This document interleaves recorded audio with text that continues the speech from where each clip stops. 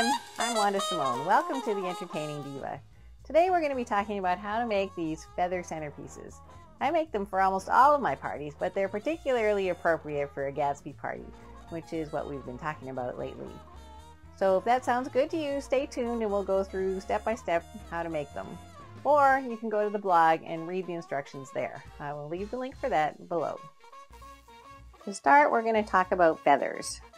You can use a lot of different sizes of feathers for these vases. My favorite is to use these really long 21 to 24 inch ostrich plumes. However, they can get a little expensive if you're trying to do a lot of vases. So you may want to go down to some of these smaller sizes. I have these ones that are 16 to 18 inches, these ones that are 14 to 16 inches, and these ones that are 12 to 14 inches. So you can use these smaller sized ones.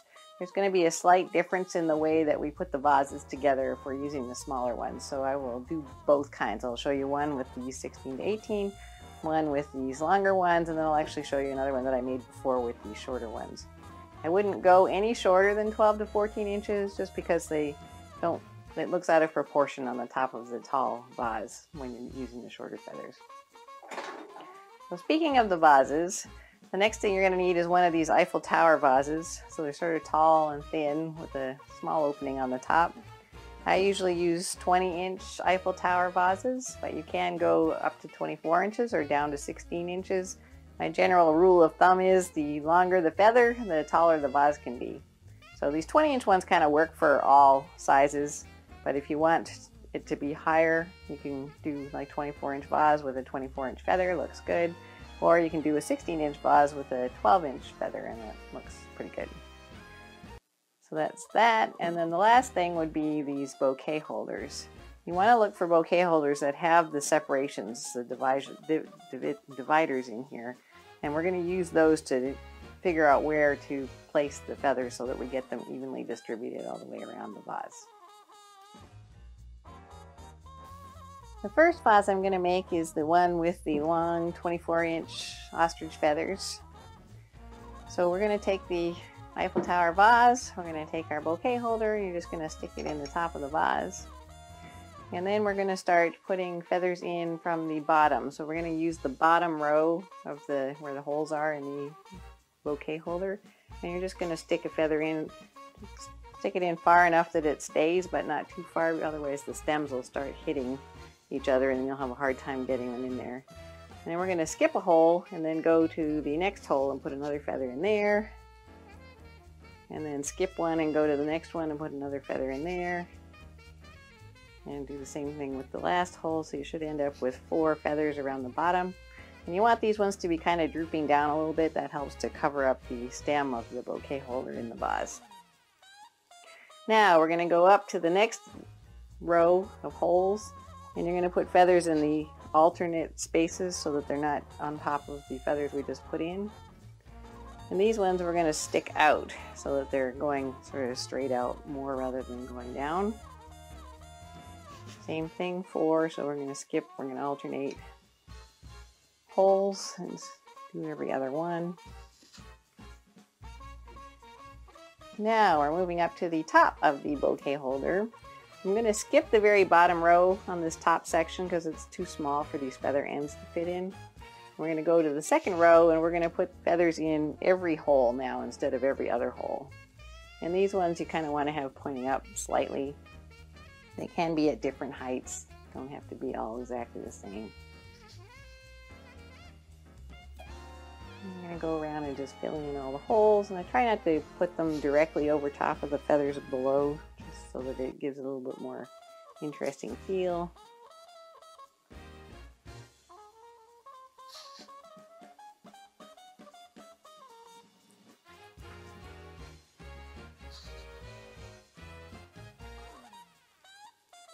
Okay, and that's all of our holes covered. And now we're going to do the same thing with the top section. So we're going to go around and put a feather in each of the holes in the top section, and these ones you want to have pointing up, sort of at between a 45 and 60 degree angle. And we're going to go all the way around with these.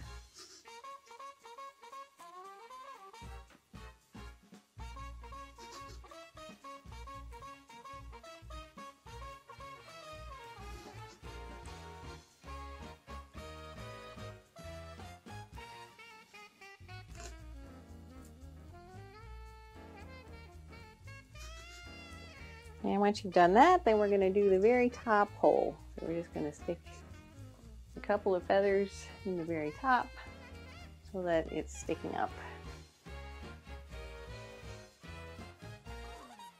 And that's our vase. Then you can just turn it around and make sure that there aren't any spots that look empty. If you do find any, then you can either just reposition some feathers that you already have to fill in the spot, or you could add a couple more feathers if that's what you think will make it look better. Now I'm going to make a vase with the shorter 16 to 18 inch feathers. And actually, since we've been doing Gatsby party decor, I'm going to do a two-tone one this time. So we're going to use black feathers on the bottom and gold ones on the top. We start out the same way, so we're going to put our bouquet holder in the top of the Eiffel Tower vase. This is still a 20-inch Eiffel Tower vase that I'm using. And we are going to, in the bottom layer, put our feathers in every other hole, going around and sort of pointing them down a little bit. I probably don't point them down quite as much as I do with the other ones because I want to make sure that the crosses of the bouquet holder are going to be covered so that you can't see them too much. Okay, once we're done with that, this is where it gets a little bit different. On the other one, we did every other hole on the second layer, and for this one, we're actually going to go and put the feathers in every hole. And this is to try and cover up the bouquet holder divisions because these feathers aren't as big. They don't droop down as much and they don't cover the plastic part as well. So putting feathers in every hole helps to hide the bouquet holder better.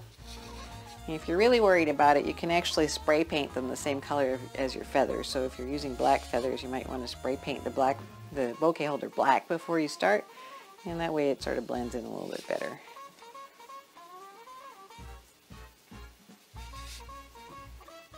And when I'm putting the feathers over an existing feather, I try to put it in a slightly different location so they're not directly on top of each other. Now we're going to move up to the next row. And again, I usually skip the small bottom row and go up to the second row when I do this.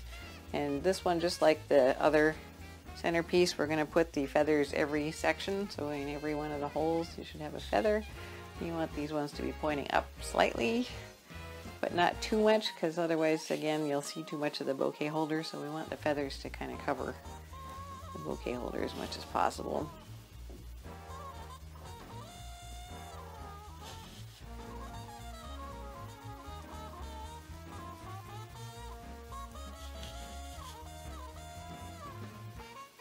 And we're just going to go all the way around doing this.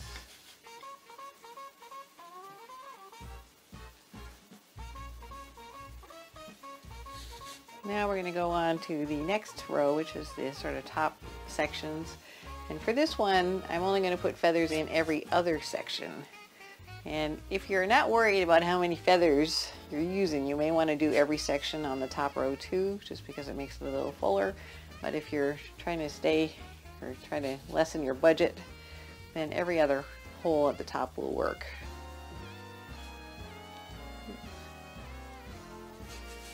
And then at the very top, you're going to put in 2 or 3 more feathers that are standing pretty much straight up to fill in the top section. Now, you do need to go around after you're finished and see where there's any holes where you can see the bouquet holder. So you can see here, right on the front, there's a pretty big gap there. So there's 2 things I can do. I can either move the feathers that are below up so that they're pointing up more, and then move this one so that it's pointing down more so that it covers it. Or you can add more feathers. So I usually look at what, where the positioning of the feathers is and how many there are. So like in this case, there's only a couple of feathers there. I think I probably would just add a new one to make it a little bit fuller. So generally speaking, I end up using more feathers for the smaller, when I'm using the smaller ones, than I would for the bigger ones, just because of this, making sure there aren't any big holes showing up. So you can go around and see if there's any other spots. This one also looks a little bit empty. Might be able to fix this just by moving this gold feather down a little bit. And this is kind of up to you how much you're willing to live with being able to see the bouquet holder. And it probably depends somewhat on where your feather centerpieces are going to be. So if they're somewhere that people aren't going to be that close to them, they probably won't be able to notice it anyways. Yeah, this feather seems to be pointing down a little bit too much. Oops, and maybe I want, yeah, not too bad. I just want to make this one come down a little bit. Maybe make these ones come down a little bit. So again, just play around with it a little bit until you get it to the way you like it. And I think I would like to have one more black feather coming down under here, just to make it a little fuller. And oops, one more spot maybe right there. I can just reposition one of these feathers, because there's quite a few of them in here already. We'll just make this one go down a little bit.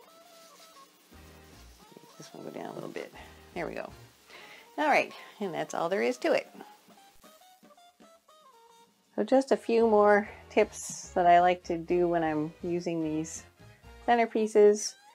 If they're on a table that people aren't really going to be hitting, they're fine. They're not going to fall over. But if you are afraid that people are going to knock into them, they can be not very stable. So you may want to fill the vase up with beads or marbles or something, which makes them heavier and helps them to stay, centered where they are. The other thing I like to do is to use Velcro dots. So I don't know if you can see this. It's just a Velcro dots. These are 3/4 inch ones. I stick both sides together, so I've got the two sort of sides of the Velcro stuck together, and then I put one under each corner of the vase. And then you can either stick them down on the table like that if it's, if you don't have a tablecloth on it. If it's a plain table, it'll stick like that. Or you can put something underneath the vase. So you could either put a tray or some kind of mirror or something like that.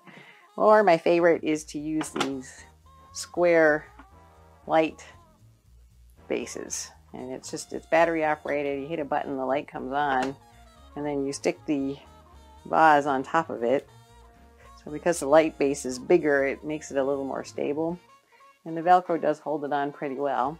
Plus, I like the way the light looks when you've got it on the vase. So you'll see it sort of lights up the vase, especially if I turn around so you can see the vase. And if you don't want to see the light base on the bottom, then sometimes I will do something like take this feather boa and put it around the bottom, and the light kind of shines through, and it kind of goes with the feathers, especially if you're doing like a Gatsby party or something. The feather boas go pretty well. So here you can get an idea of the different sizes of feathers and what they look like. This is the Mardi Gras vase that I did. There will be a video coming up on that, how to make these shortly, but it uses basically the same premise for how to make the feather centerpiece section of it. So that's using 12 to 14 inch feathers.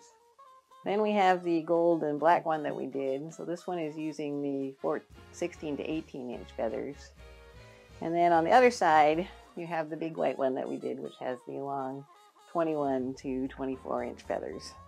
So you can decide, it's a trade-off between budget and size, basically, which one goes with your budget and your party decor.